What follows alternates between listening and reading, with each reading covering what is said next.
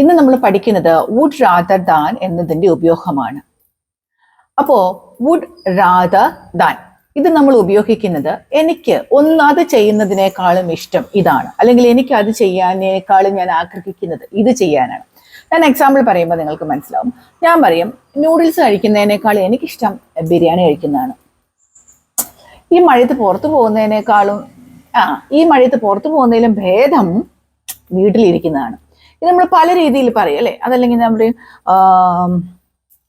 ചായ കുടിക്കുന്നതിനേക്കാളും ഞാനിപ്പോ കാപ്പി കുടിക്കാൻ ആഗ്രഹിക്കുന്നു. അപ്പോൾ അതിനേക്കാളും ഭേദം ഇപ്പൊ എനിക്ക് ഇതാണ് എന്ന് പറയാനാണ് നമ്മൾ വുഡ് റാദർ ദാൻ ഉപയോഗിക്കുന്നത്. കാര്യം ദാൻ എന്ന് കേട്ടപ്പോൾ തന്നെ നിങ്ങൾക്ക് മനസ്സിലായി ഒരു കാര്യം മറ്റൊരു കാര്യത്തെ വെച്ചുകൊണ്ട് നമ്മൾ പറയുന്നതാണ് ദാൻ വരുമ്പോൾ എന്ന് ഓർക്കുക. നമുക്ക് എല്ലാവർക്കും അറിയുന്നതാണ് അല്ലെ, നമ്മൾ ഡിഗ്രികളൊക്കെ പഠിച്ചതല്ലേ, അതിലുള്ളതാണ്. അപ്പോ വുഡ് റാദർ ദാൻ നമ്മൾ പ്രസന്റ് ടെൻസിൽ ഉപയോഗിക്കും, പാസ്റ്റ് ടെൻസിൽ ഉപയോഗിക്കും, ഫ്യൂച്ചർ ടെൻസിലും നമ്മൾ ഉപയോഗിക്കും. അപ്പൊ ഈ വുഡ് റാദർ ദാൻ ഉപയോഗിക്കുമ്പോൾ നിയമം എന്താണെന്ന് വെച്ചാൽ നമ്മൾ സബ്ജക്റ്റ് കൊടുക്കുക, വുഡ് റാദർ എന്ന് കൊടുക്കുക, വേർബിന്റെ ഫസ്റ്റ് ഫോം കൊടുക്കുക, ദാൻ വേർബിന്റെ first form. Would rather than എന്ന് പറഞ്ഞിട്ട് മൊത്തമല്ല കൊടുക്കേണ്ടത്. Subject, would rather verb first form, than verb first form. I would rather eat biryani than noodles. Than noodles. അപ്പൊ ആ ഭാഗമാണ് കാൾ എന്ന അർത്ഥത്തിൽ വരുന്നത്. നൂഡിൽസിനേക്കാൾ എനിക്കിഷ്ടം ബിരിയാണി കഴിക്കാനാണ്. I would rather eat biryani than verb കൊടുക്കണം eat noodles. അപ്പോ would rather ഏറ്റെന്നോ അല്ലെങ്കിൽ ദാൻ ഏറ്റെന്നോ ഒന്നുമല്ല, വേർബിന്റെ ബേസ് ഫോം തന്നെയാണ് നമ്മൾ അവിടെ കൊടുത്തത്. I would rather eat biryani than eat noodle. Noodles കഴിക്കുന്നതിനേക്കാളും എനിക്കിഷ്ടം ബിരിയാണി കഴിക്കാനാണ്. അവൾക്ക് പുറത്തൊക്കെ പോകുന്നതിനേക്കാളൊക്കെ ഇഷ്ടം അവൾക്ക് വീട്ടിലിരിക്കാനാണ് ഇഷ്ടം. അങ്ങനെ പറയല്ലേ. ഷീ വുഡ് റാദർ സ്റ്റേഡ് എന്നില്ല, she would rather stay at home than go out. She would rather stay at home than go out. I would rather sleep than study. പഠിക്കുന്നതിനേക്കാൾ കൂടുതൽ എനിക്കിഷ്ടം ഉറങ്ങാനാണ്.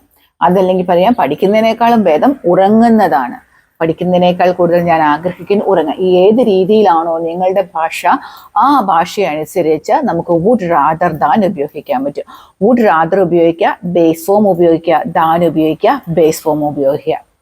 ക്ലിയർ ആയല്ലോ? പക്ഷേ ഇത് ദാൻ എന്ന് ഉപയോഗിച്ച് നമ്മൾ പറയുന്നത് കമ്പയർ ചെയ്യുമ്പോൾ, പക്ഷെ നമുക്ക് ഈ ദാൻ ഇല്ലാതെയും പറയാം.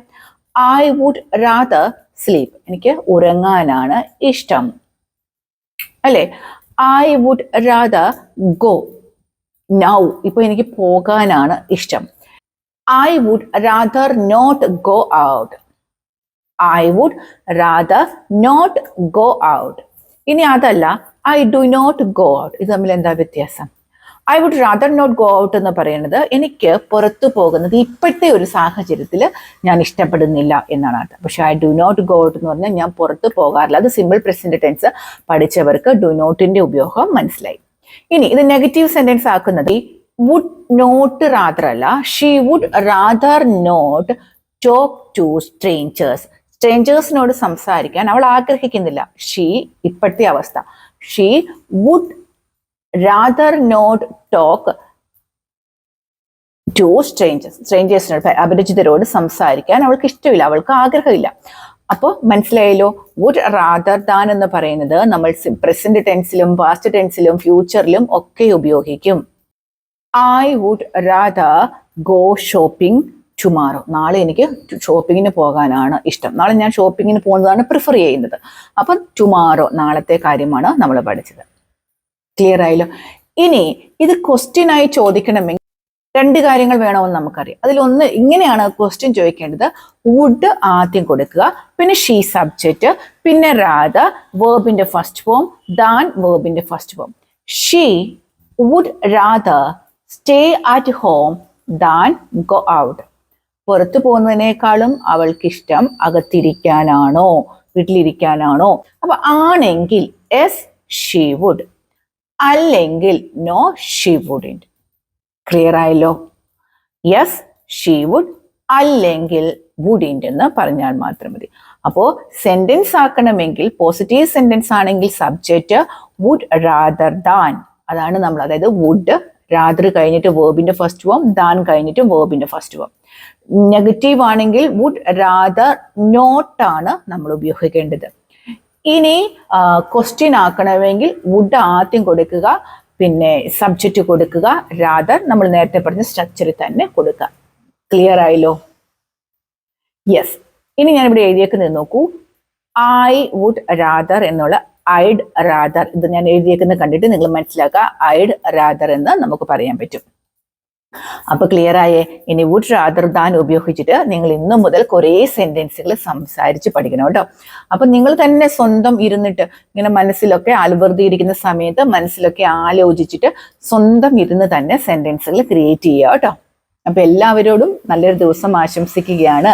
പിന്നെ മറ്റൊരു കാര്യം, നമ്മുടെ കുട്ടികൾക്ക് ഓണാവധിയൊക്കെ തുടങ്ങാൻ പോവുകയാണ്. അപ്പം ഓണാവധിക്ക് നമ്മൾ കുട്ടികൾക്ക് വേണ്ടിയിട്ട്, ഓണം കഴിഞ്ഞാൽ പിന്നെ ഉടനെ പിള്ളേർക്ക് പരീക്ഷയൊന്നുമില്ല അല്ലേ, കുറച്ചു കാലം ഒരു റെസ്റ്റിംഗ് പീരീഡ് എന്ന് വേണമെങ്കിൽ നമുക്ക് പറയാൻ പറ്റും. അപ്പോൾ 1 മന്ത് കുട്ടികൾക്ക് വേണ്ടിയിട്ടുള്ള സ്പോക്കൺ ഇംഗ്ലീഷ് ക്ലാസ്സുകൾ സ്റ്റാർട്ട് ചെയ്യുകയാണ്. 5th സ്റ്റാൻഡേർഡ് മുതലാണ് ക്ലാസ്സുകൾ സ്റ്റാർട്ട് ചെയ്യുന്നത്. +2 സ്റ്റുഡൻസിന് സെപ്പറേറ്റ് ആണ്, 10, 11, 12 സെപ്പറേറ്റ് ക്ലാസ്, 5 മുതൽ 9 വരെയുള്ള ക്ലാസ്സുകൾ ഒരു സെക്ഷൻ, 10, 11, 12 വേറൊരു സെക്ഷൻ. കാരണം ഈ ഓണാവധിക്ക്, ഓണം കഴിഞ്ഞ് സ്കൂൾ തുറക്കുന്ന വഴി നമ്മൾ സ്റ്റാർട്ട് ചെയ്യുക. നിങ്ങളുടെ അടുത്ത പരീക്ഷ വരുന്നതിനുള്ളിൽ, അതായത് 1 മാസത്തിനുള്ളിൽ നിങ്ങളുടെ സ്പോക്കൺ ഇംഗ്ലീഷ് ക്ലാസ് ഞങ്ങൾ തീർത്ത് തരും. അങ്ങനെയുള്ള ക്ലാസ്സുകളിൽ നിങ്ങൾക്ക് കുട്ടികൾക്ക് ജോയിൻ ആകാൻ താല്പര്യമുണ്ടെങ്കിൽ പേരൻസിനെ എന്നെ കോൺടാക്ട് ചെയ്യാവുന്നതാണ്. ഇതാ നമ്പർ, പെട്ടെന്ന് തന്നെ കോൺടാക്ട്. ഒത്തിരി സ്റ്റുഡൻസിനെ ഒന്നും ഞാൻ എടുക്കില്ല. അപ്പോൾ ആവശ്യമുള്ള പാരൻസ് ഉണ്ടെങ്കിൽ എൻ്റെ നമ്പർ തന്നിട്ടുണ്ട്, എന്നെ വിളിച്ചോളൂ. Okay, bye, thank U.